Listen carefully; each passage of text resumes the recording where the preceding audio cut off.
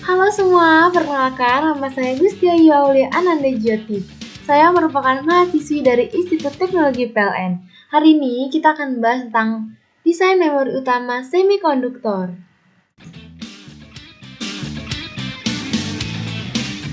Apa itu memori semikonduktor? Jadi, memori semikonduktor ini adalah memori komputer yang terbuat dari bahan-bahan semikonduktor. Perangkat penyimpanan data elektronik ini biasanya diimplementasikan ke sebuah semikonduktor berbasis sirkuit terpadu atau IC.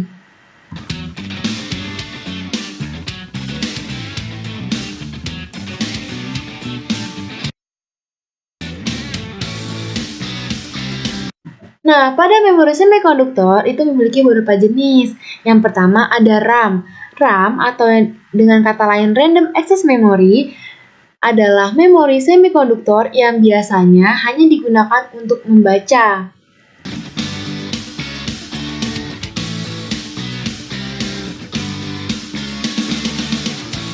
Yang kedua ada ROM.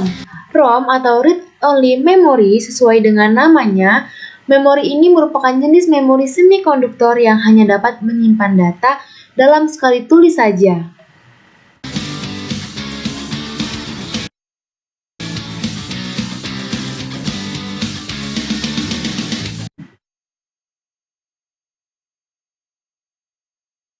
Memori semikonduktor itu terbagi menjadi beberapa bagian menurut kemampuannya. Nah, yang pertama ada non-volatil. Nah, jadi kemampuan memori semikonduktor ini untuk menyimpan data dalam perangkat bahkan saat komputer sudah tidak dialiri daya. Jadi, non-volatil ini merupakan kemampuan memori semikonduktor untuk menyimpan data pada saat komputer kita sudah dalam keadaan mati. Jadi memori kita tetap menyimpan data-data yang memang harus disimpan.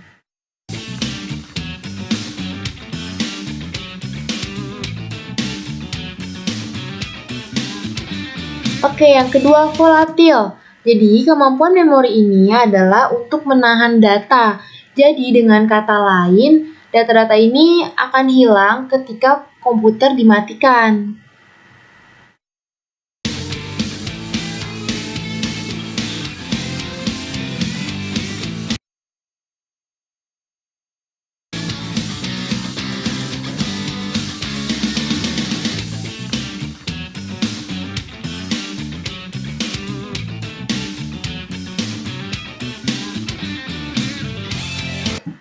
Oke, yang kedua adalah volatil. Jadi volatil ini adalah ketidakmampuan memori untuk menahan data. Jadi dengan kata lain, jika komputer mati atau komputer kita dimatikan, data-data kita akan hilang.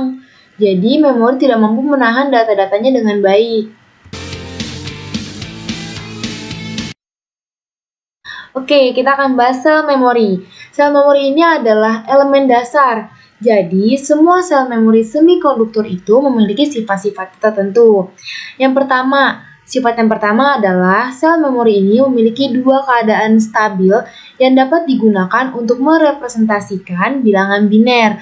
Bilangan biner ini adalah 1 dan 0.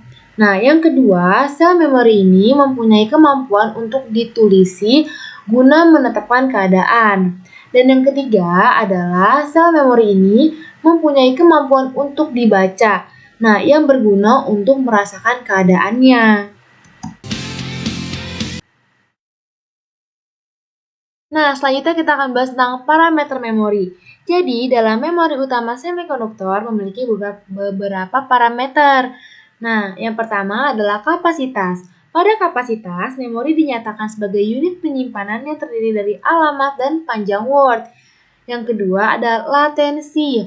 Latensi adalah waktu yang digunakan untuk mengakses lokasi pertama dalam rangkaian lokasi.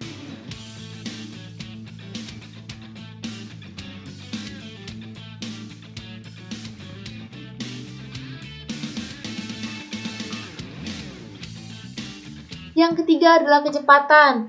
Nah, kecepatan ini adalah hal yang paling terpenting dalam sebuah parameter memori. Jadi, dalam sebuah parameter memori, memang yang paling terpenting itu adalah kecepatannya. Kecepatan apa aja sih? Seperti kecepatan operasi baca, operasi decode, dan operasi lain-lain. Nah, yang keempat ada bandwidth. Bandwidth ini adalah kecepatan transfer data memori yang biasanya dinyatakan dalam jumlah byte per detik.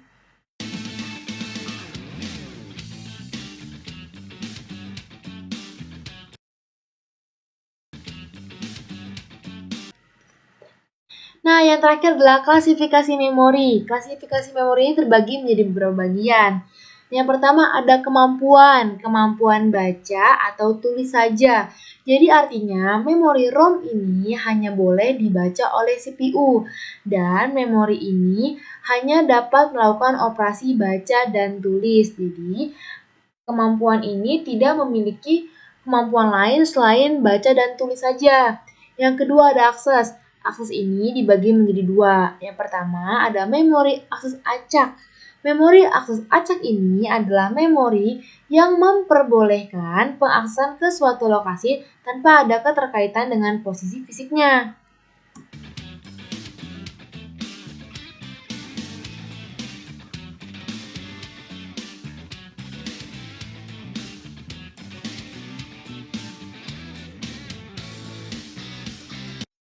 Nah, yang kedua ada memori akses urut.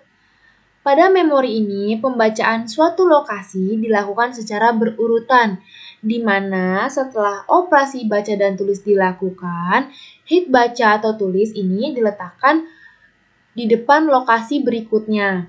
Dan yang ketiga ada memori akses semi.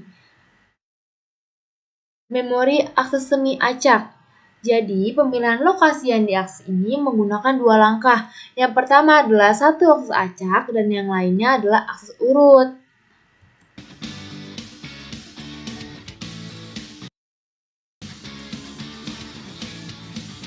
Yang ketiga adalah fungsi. Fungsi ini dibagi menjadi 4, yaitu adalah memori utama, memori sekunder, memori cache, dan memori virtual. Pada memori utama, CPU mengambil instruksi dari memori utama ketika program sudah dijalankan. Sedangkan pada memori sekunder, memori ini digunakan untuk menyimpan program dan data dalam volume yang besar. Dan pada memori cache, memori ini sering digunakan dalam keperluan menyalin data atau instruksi pada memori utama ke cache. Sedangkan pada memori virtual, memori ini adalah suatu fitur yang memang digunakan untuk membantu menjalankan program-program yang panjang.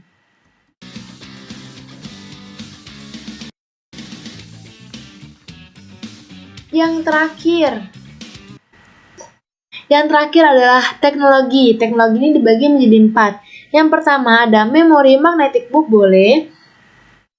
Yang kedua, memori semikonduktor. Yang ketiga, memori core. Memori core atau yang sering kita dengar adalah magnetic core adalah suatu bentuk media penyimpanan magnetik yang terdiri dari inti-inti magnetik. Penyimpanan ini menggunakan non-volatil. Dan yang keempat adalah memori optik atau optical memory. Optical memory ini merupakan perangkat keras penyimpanan data yang terbuat dari bahan-bahan optik.